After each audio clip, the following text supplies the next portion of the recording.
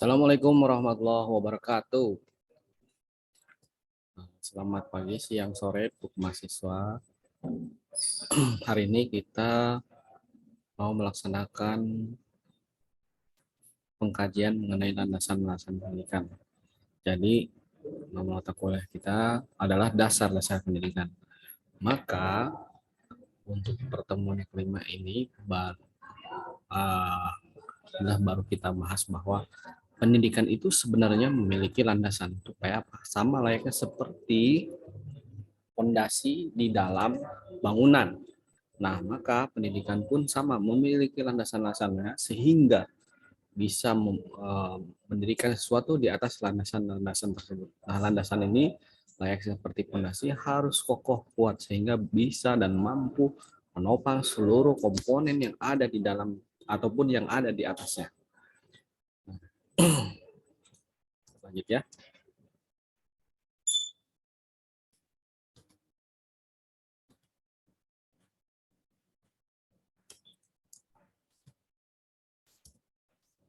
Nah, kita semua sudah tahu bahwa apa sih dari hadis Nabi ini. Tuntutlah ilmu sampai ke negeri Cina. Walau utlubil ilma walau bisin.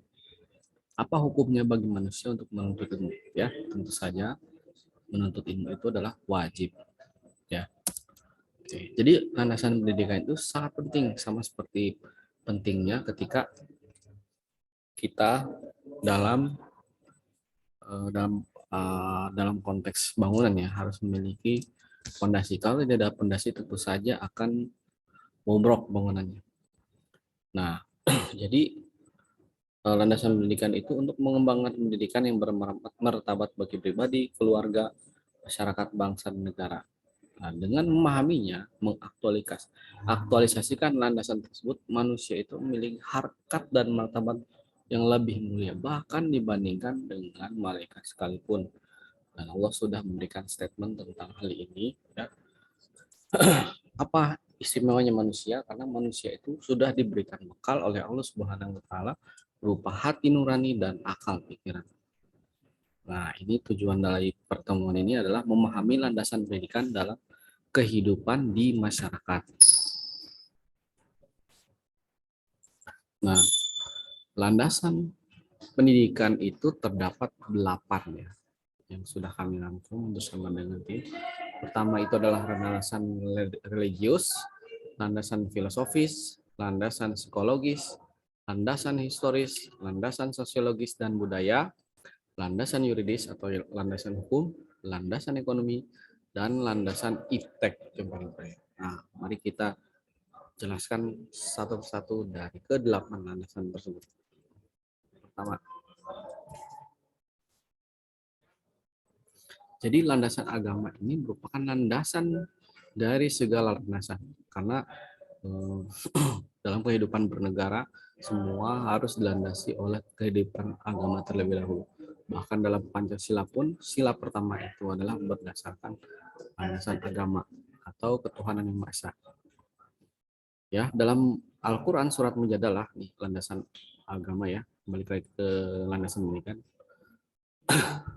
Yarfa'illahu allazina amanu minkum wallazina utul ilma darajat. Allah mengangkat orang-orang yang beriman di antara kamu dan orang-orang yang diberi ilmu pengetahuan beberapa derajat. Nah, jelas di sini maknanya bahwa Allah memberikan keistimewaan bagi setiap insan yang menuntut ilmu derajat yang lebih tinggi, beberapa derajat. Kemudian dari hadis juga Allah bersabda, Rasulullah Shallallahu Alaihi Wasallam bersabda, barang siapa menginginkan dunia maka dengan ilmu, barang siapa menginginkan kebahagiaan akhirat maka dengan ilmu, dan barang siapa menginginkan keduanya maka dengan ilmu. Man aroda dunia falaihi bil ilmi, man aroda akhirah falaihi bil ilmi, man aroda huma falaihi bil ilmi. Selalu dengan ilmu. Sedangkan filosofis ini merupakan filsafat pendidikan, ya, adalah filsafat pendidikan yang melandasi pendidikan ini. Jadi maknanya bahwa pendidikan itu hasil pemikiran dan perenungan secara mendalam sampai akar-akarnya mengenai pendidikan menurut pidato tahun 2021. Jadi pertanyaan-pertanyaan ini berupa apa sih pendidikan itu gitu? Apa yang hendak dicapai oleh pendidikan dan bagaimana cara terbaik untuk merealisasikan tujuan-tujuan pendidikan tersebut. Selanjutnya, landasan berikutnya itu adalah landasan hukum atau landasan yuridis. Landasan adalah titik tolak yang menjadi pedoman dalam proses pendidikan. Bentuk landasan hukum bagi pendidikan adalah Undang-Undang Nomor 20 Tahun 2003 tentang Sistem Pendidikan Nasional atau yang lebih dikenal dengan Sisdiknas.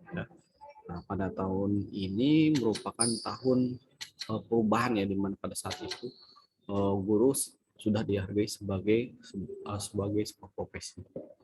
Nah, kemudian landasan hukum berikutnya adalah Peraturan Pemerintah Nomor 19 Tahun 2005 tentang Standar Nasional Pendidikan. Nah, ini landasan itu.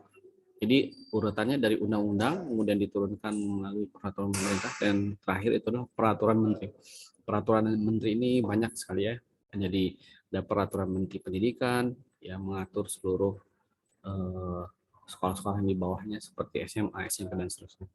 Peraturan menteri agama untuk sekolah-sekolah yang seperti Madrasah Aliyah, Sanawiyah, dan UIN contohnya yang sekarang kita tentu kuliah bersama ya.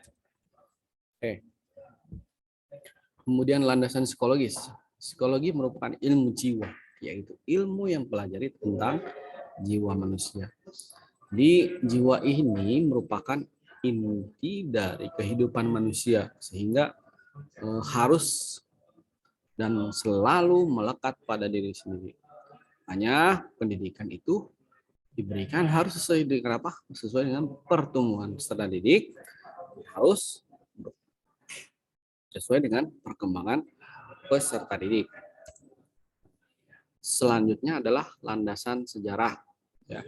Sejarah adalah keadaan masa lampau dengan segala macam kejadian atau kegiatan yang dapat didasari oleh konsep-konsep tertentu. Nah, cakupannya yaitu kejadian di alam ini yang termasuk hal-hal yang dikembangkan oleh budidaya manusia. Nah, itu adalah landasan pendidikan berbentuk sejarah.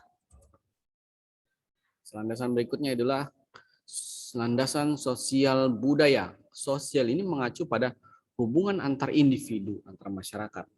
Individu dengan masyarakat, ya, masyarakat dengan individu, dan seterusnya. Unsur sosial merupakan aspek individu secara alami. Jadi aspek itu sudah ada sejak kita lahir.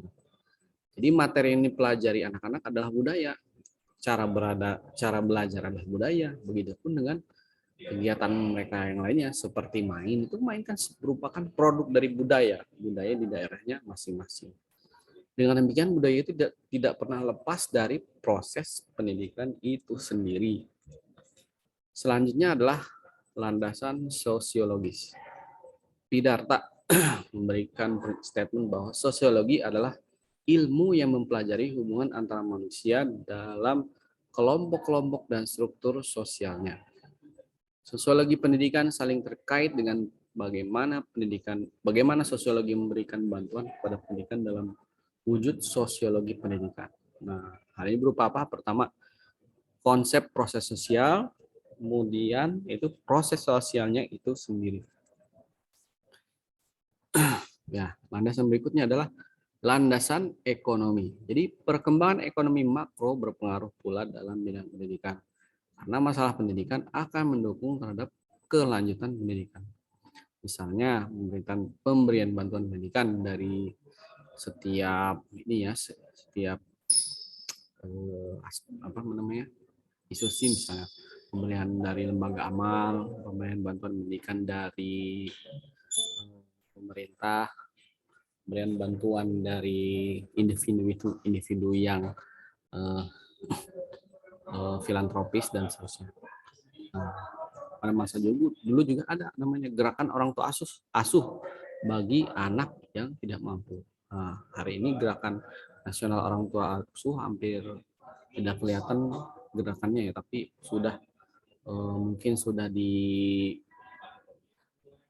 diakuisisi oleh diri sendiri ya. Jadi dulu ada gerakan yang mengkoordinir, sekarang mungkin sudah dikoordinir oleh berbagai macam lembaga amal.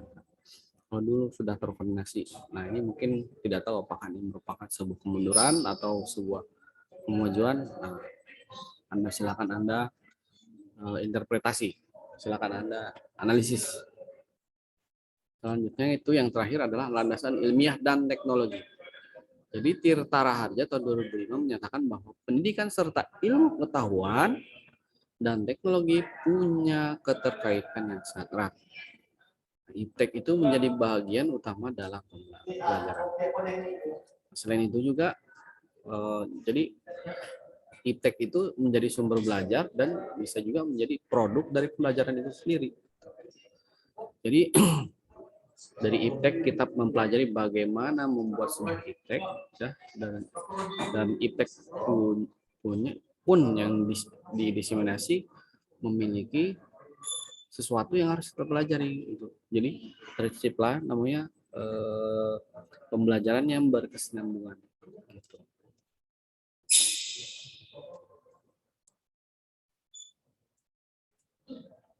Nah, inilah akhir pertemuan dari kegiatan kita hari ini. Mudah-mudahan bisa bermanfaat. Billahi taufiq wal hidayah. Wassalamualaikum warahmatullahi wabarakatuh.